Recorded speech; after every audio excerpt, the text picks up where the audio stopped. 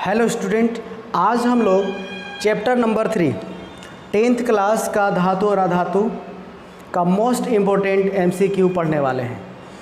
तो ज़रूर आप कमेंट में जवाब देने की कोशिश करिएगा, बारी बारी से क्वेश्चन आते रहेगा।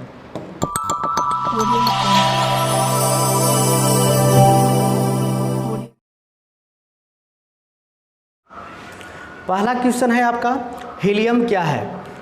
हीलियम क्या है, इसका ऑप्शन हो जाएगा धातु, अधातु, उपधातु या मिश्र धातु। आप लोग कमेंट में जरूर इसका आंसर देने का प्रयास कीजिएगा।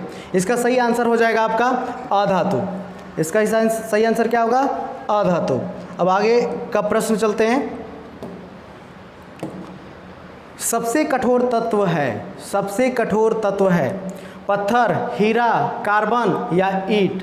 सबसे कठोर तत्व, तो सबसे कठोर तत्व आपका हो जा रहा है हीरा। ऑप्शन नंबर 2 आंसर हो जाएगा। इसके बाद अगला जो क्वेश्चन है, कमरे के ताप पर द्रव धातु, कमरे के ताप पर द्रव अवस्था में पाए जाने वाला धातु का नाम बताना है आपको।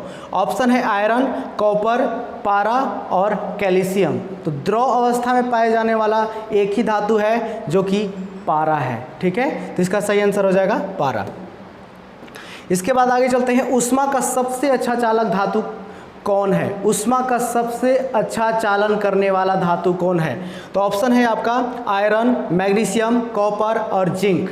ठीक है, तो इस ऑप्शन में से आपको चुनना है। अधातु, वैसा कौन सा धातु है जो गैसीय अवस्था में पाया जाता है। कौन सा ऐसा अधातु है जो गैसीय अवस्था में पाया जाता है। ऑप्शन आपका है सल्फर, फास्फोरस, कार्बन या नाइट्रोजन। तो आपको बताना है इसका सही आंसर, कमेंट में ज़रूर बताइए, है ना। तो इसका सही आंसर होने वाला है क्या चीज़, तो ऑप्शन नंबर 4 यानी कि नाइट्रोजन जो होता है ऐसा धातु होता है जो गैसीय अवस्था में पाया जाता है। इसके बाद आगे चलते हैं, अक्रिय तत्व कौन सा इसमें ऑप्शन में अक्रिय तत्व है ना, जो कि एक प्रकार से कह सकते हैं इसके वैलेंसी इलेक्ट्रॉन जो है 8 होता है या फिर 2 होता है। तो इसका जो है ऑप्शन है हाइड्रोजन, ऑक्सीजन, हीलियम और क्लोरीन। तो इसमें आपको बताना है कि कौन सा ऐसा तत्व है जो अक्रिय है। तो इसका सही आंसर हो जाएगा हीलियम, जो कि अक्रिय गैस है। ओके, अब इसके बाद आगे चलते हैं, धातु कौन सा ऐसा धातु है जो स्वतंत्र अवस्था में पाया जाता है, यानी प्रकृति में स्वतंत्र अवस्था में ये पाया जाता है। तो इसका जो ऑप्शन है आपका सोडियम, कैल्शियम, मैग्नीशियम और सोना। तो आपको बताना है कि कौन सा ऐसा धातु है जो मुक्त अवस्था में यानी कि स्वतंत्र अवस्था में पाया जाता है।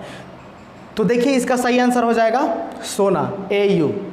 यानी कि ये जो है मुक्त अवस्था में पाया जाता है, इसका संचारण बहुत ही स्लो होता है, यानी कि संचारण नहीं के बराबर होता है। ठीक है, अब इसके बाद जो है अगला जो प्रश्न आपका आ रहा है, धातु अम्ल से अभिक्रिया करके क्या बनाती है।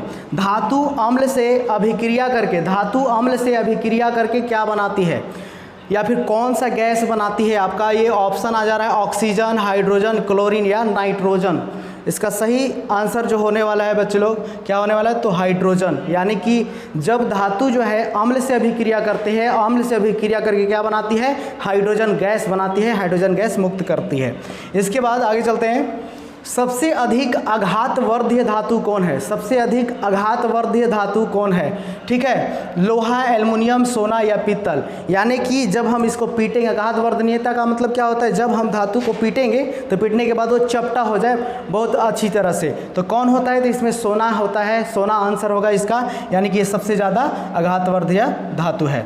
अगला जो आंसर होने वाला है आपका, अगला जो क्वेश्चन है आपका, ऊष्मा के कुचालक धातु, यानी कि ऑप्शन में आपको बताना है कि ऊष्मा का कौन सा ऐसा जो है कौन सा ऐसा धातु है जो ऊष्मा का कुचालक है, यानी कि ऊष्मा का चालन नहीं करता है। ठीक है, तो ऑप्शन नंबर 1 है लेड एवं पारा, पारा एवं सोना, लेड एवं चांदी या कॉपर एवं पारा। तो इसका सही आंसर हो जाएगा लेड एवं पारा, जो कि विद्युत का चालन नहीं करता है, ऊष्मा का चालन नहीं करता है। ओके, तो इसका सही आंसर हो जाएगा पहला ऑप्शन। अब इसके बाद आगे चलते हैं, एक द्रव धातु का नाम बताइए।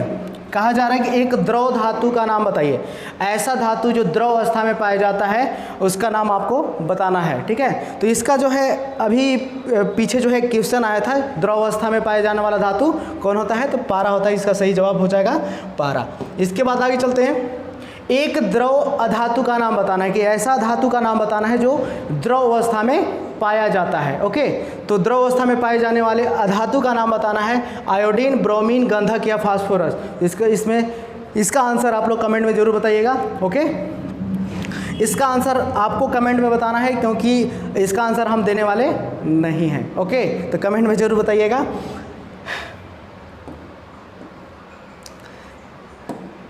अगला जो प्रश्न है आपका, शरीर के तापक्रम पर पिघलने वाला कौन सा धातु है, यानी कि शरीर के तापमान पर वो पिघल जाता है, ऐसा धातु का आपको नाम बताना है। तो सोडियम, लिथियम, गैलियम या लोहा। तो इसका सही आंसर हो जाएगा लिथियम। ओके, इसके बाद हम लोग चलते हैं, इसका सही आंसर आपका गैलियम होने वाला है। क्या होने वाला है? गैलियम। ठीक है, तो आगे चलते हैं हम लोग अगला प्रश्न की ओर।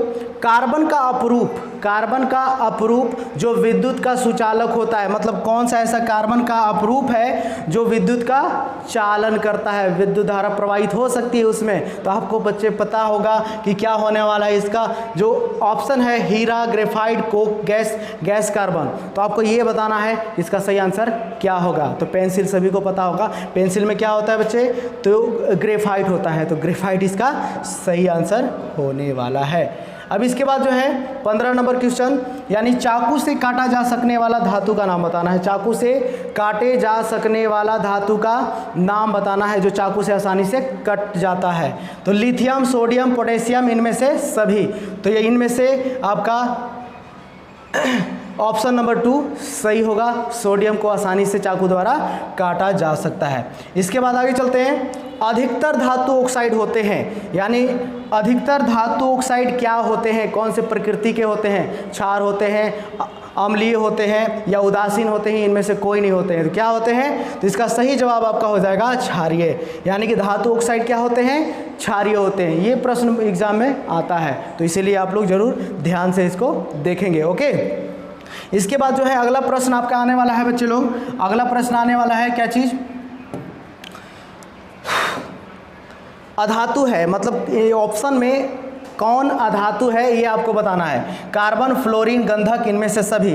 तो इनमें से सभी जो है अधातु है। ओके, अब इसके बाद चलते हैं सीने बार, यानी कि सीना बार जो होता है किस धातु का अयस्क होता है? सीने बार जो होता है किस धातु का अयस्क होता है? आयरन का, एल्युमिनियम का, पारा या कैल्शियम का?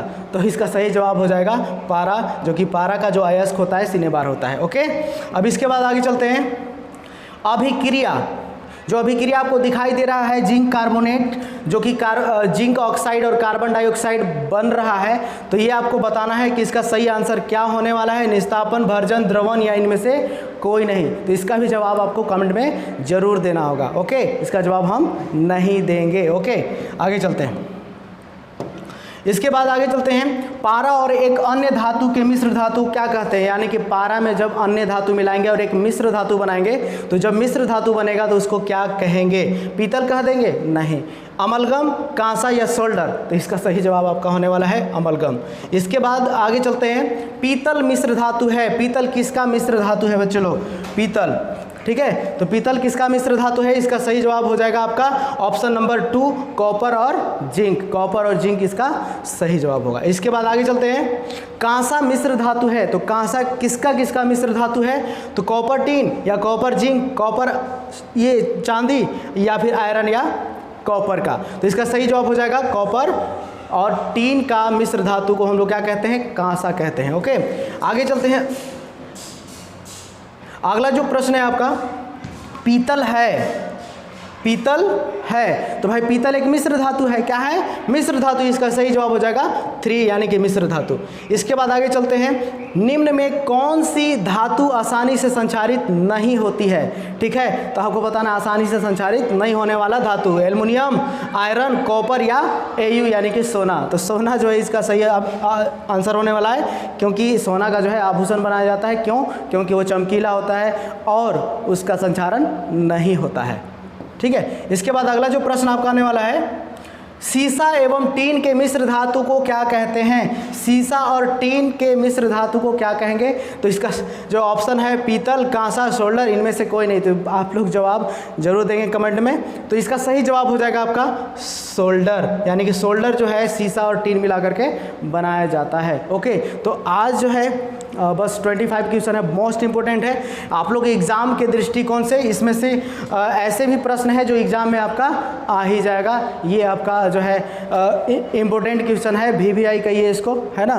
एग्ज़ाम में भी ये पूछे जाते हैं इस तरह के प्रश्न, और लगता है कि इस वर्ष भी इससे प्रश्न आएंगे।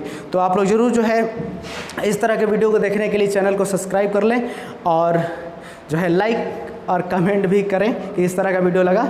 ठीक है, मिलते हैं फिर नेक्स्ट वीडियो में।